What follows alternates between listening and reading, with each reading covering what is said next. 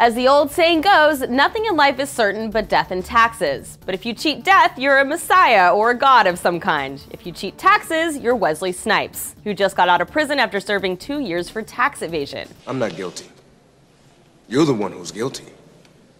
Yeah, no one said life is fair. But if you're, say, more Wesley Snipes than Jesus, you have more reason than ever to worry about being caught. An IRS search warrant handbook just obtained by the ACLU states that emails and other transmissions generally lose their reasonable expectation of privacy and thus their Fourth Amendment protection once they have been sent from an individual's computer. Translated, this means that once you send an email, the IRS believes they have a right to access it without a warrant. Whether or not that is legally sound is an issue of growing concern. Currently, the Fourth Amendment mandates that seizure of hard drives from someone's home, for example, requires a warrant, but that protection does not necessarily extend to email. There is considerable gray area due to a 1986 Privacy Act holding that police can access emails that are more than 180 days old with just an administrative subpoena, not a warrant. Obviously, times have changed, and a growing coalition of companies like Apple, Google, Microsoft, and at&t have requested that protections against warrantless search be extended to email, echoing also a 2010 decision by a federal judge regarded as precedent in the matter. And it's not just email that the IRS is looking at. This week, a New York law partner specializing in privacy warned that if the IRS sees red flags in your statements, they will be checking your Facebook and Twitter